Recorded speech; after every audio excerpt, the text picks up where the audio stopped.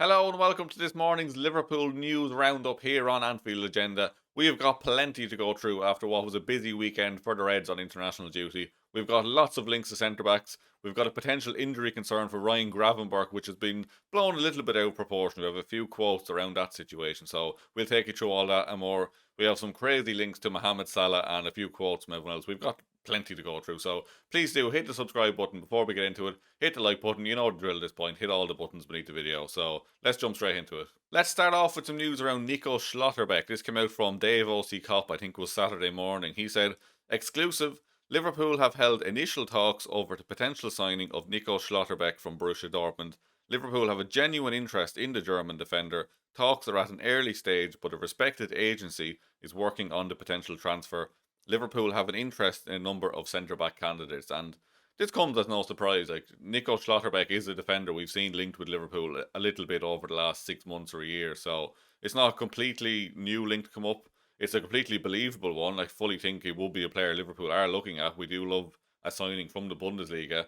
On top of that, then he is a left-sided centre back, so he could potentially be the Virgil van Dijk long-term successor. Like everything you read about him, he's very highly rated in Germany. I believe Bayern Munich fans are really, really interested in getting him to their club, and I think Bayern, of course, are trying to sign him as well. So there will be competition there for his signature. But anything I've seen of him, like he seems to have a fantastic range of passing, and like I said, he is a left-sided centre back. So this could potentially be Liverpool looking to future-proof the left side of our defence rather than the right side, because like we're hopeful to get Mark Gay next summer for free. So this, like I said, it could be future proofing. Maybe Schlotterbeck on the left and then a Mark Gay or an Upemecano on the right could be the future of our defence. Who knows? But definitely one to keep an eye on. Definitely one that could be very interesting in the next few months, because I believe he's out of contract in 2027. So he could be looking to angle for a move this summer. Like it is getting to the point now where Dortmund need to tie him down or move him on. So definitely one to keep an eye on.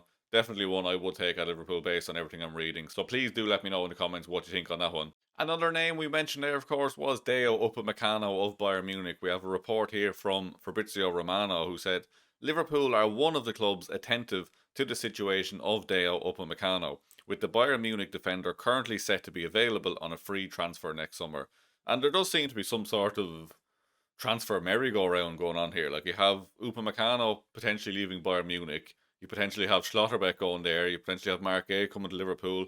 You've Bayern Munich looking at Mark Gay. You've Liverpool looking at Schlotterbeck. Like there's a lot of moving parts here. You have Real Madrid, of course, sniffing around Ibrahima Konate for us and Upamecano at Bayern Munich. So there does seem to be some sort of a merry-go-round here for defenders. So it's going to be very interesting next few months whether some of these players do sign new contracts or if they all end up moving in the summer of 2026.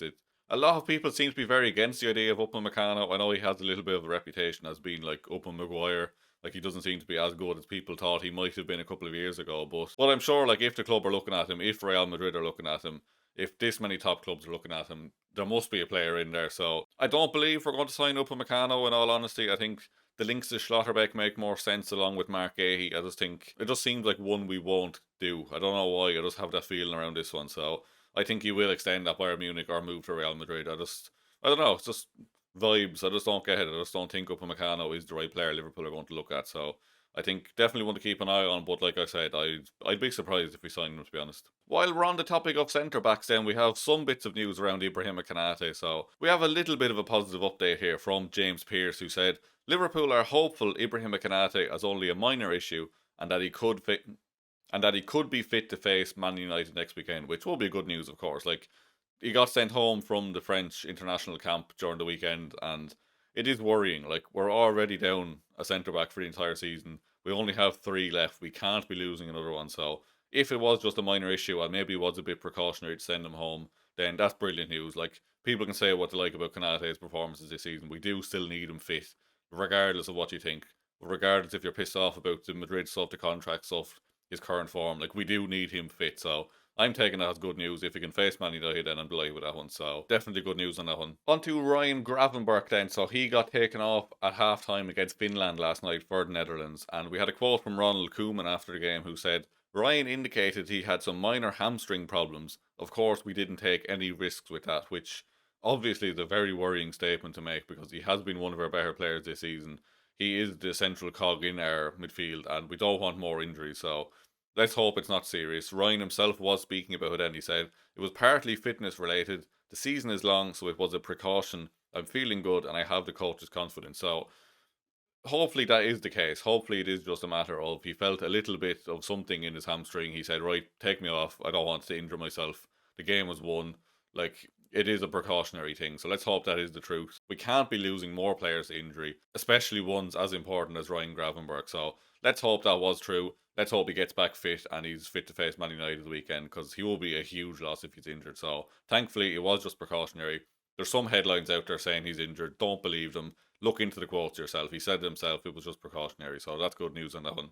Another mad stat then I wanted to bring up, and obviously is an ex-Red, but we all love Caoimhin Kelleher, don't we? And he did save a penalty against Cristiano Ronaldo, because he's just the best goalkeeper in the world, isn't he, outside of Ellison? But his last three penalty saves were against Ronaldo, Bruno Fernandes, and Kylian Mbappe. Like, that is just ridiculous. Like, we've seen time and time again he was ridiculous on penalties for Liverpool, and he just continues to be brilliant at them. So fair play to Caoimhin on that one. I just thought that was a crazy stat just to see it was Mbappe, Bruno, and Cristiano Ronaldo.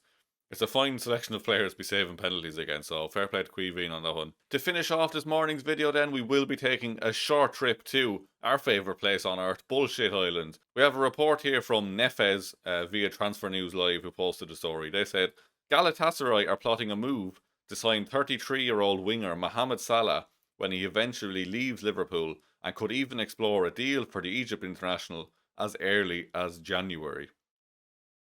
Mohamed Salah to Galatasaray in January. Are you mad?